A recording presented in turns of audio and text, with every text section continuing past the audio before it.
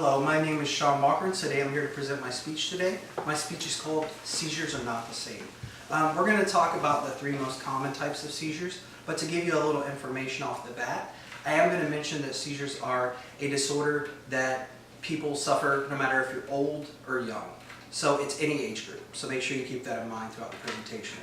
As we move forward, I'm going to talk a little bit about myself. I have 8 years experience in emergency medicine. I've worked on ambulances. I currently work in a hospital in an emergency room. So I've actually dealt with this disorder for 8 years. So I've got a lot of hands-on experience. I've seen how it can affect the people. I've seen how it can affect their families. And just overall, I've actually been more educated every year because you find out more and more information about this disorder. With that, we're going to move on and we're going to talk about the three most common types that I'm talking about today, which are going to be the petit mal, the tonic-clonic, and the atonic seizure. Okay? With that, we're going to go ahead and start, and we're going to talk about the petit mal seizure. The petit mal seizure is a seizure disorder when the best way to describe it for the everyday person that might be walking around or hanging out with a friend that suffers from this disorder, the petit mal is very distinctive.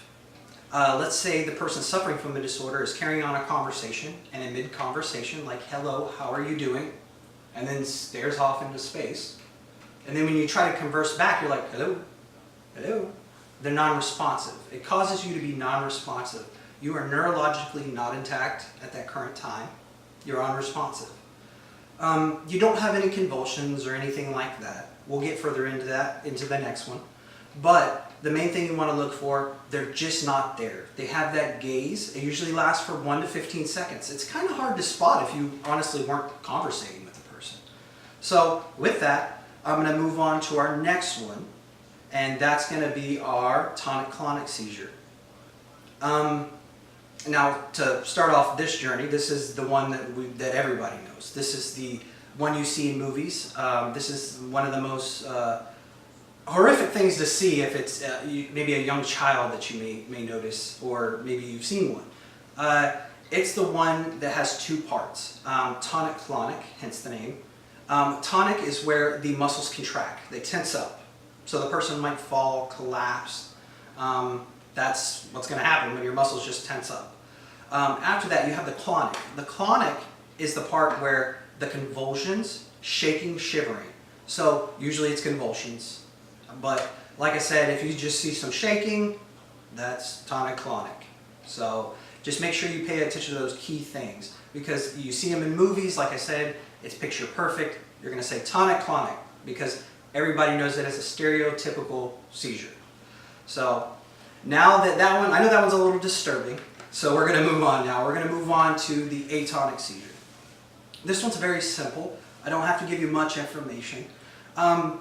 This one is a little bizarre, and it also has a nickname to it. It's called the drop attack.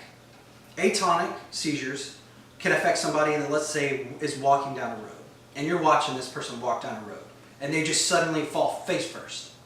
That's because atonic seizures actually cause a neurological malfunction that seizes up all muscles.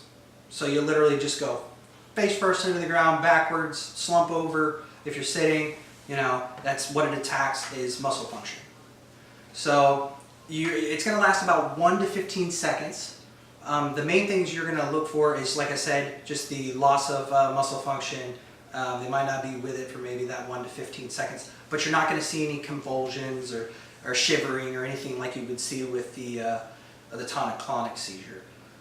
Just to give you all a little bit of information, when it comes to seizures, if you notice somebody having one, what you want to do if you want to help them is you want to make sure they're away from any objects that might hurt them, because they're neurologically not, they're unconscious per se. They're neurologically not intact, meaning they don't understand what's going on. They can't respond to you, they can't help themselves. They're literally trapped within their body for that few moments in time. So you want to just make sure to get them away from anything that's going to hurt them, and you want to make sure not to put any things in their mouth. You don't, because they might be gritting their teeth. That's a common thing too during a seizure. They might grit their teeth, especially the tonic-clonic. Don't put anything in their mouth trying to help them not break their teeth. And go ahead and contact 911, get some help.